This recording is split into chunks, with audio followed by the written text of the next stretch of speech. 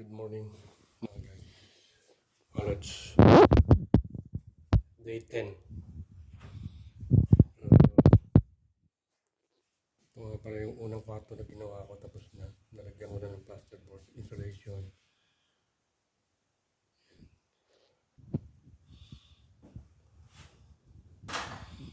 So 3 days ko rin itong tinira. Naglagay ako ng prime. Ito lang, yan, yung wall lang, 3 days. Naglagay ako ng frame, naglagay ako ng insulation, naglagay ako ng plasterboard.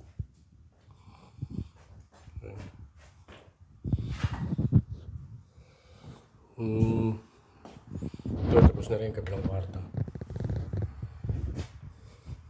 Nalagyan ko na 2 days. 2 days naman to, 2 days. Kasi maliit lang to eh.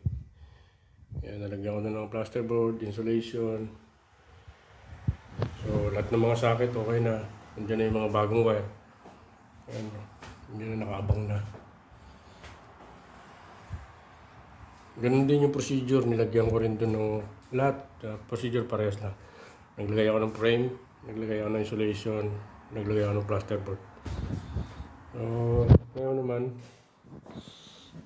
naman ang ginagawa ko, yung ceiling. Ito, ceiling to ng hallway. Ito yung ceiling ng toilet. So, kanina, nakapaglagay na ako ng plasterboard isa. So, ito naman yun dito. Sasarado ko na yun. Day 10. Tapos, nakapagsukat na ako. Patulin ko na lang. Kasi alas 12 na. Naantay ko lang si boss dumating.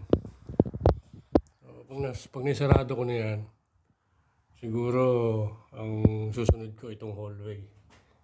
Kasi okay naman na, ready na yung mga kuryente. Ready na. So, yun lang, update ko lang kayo.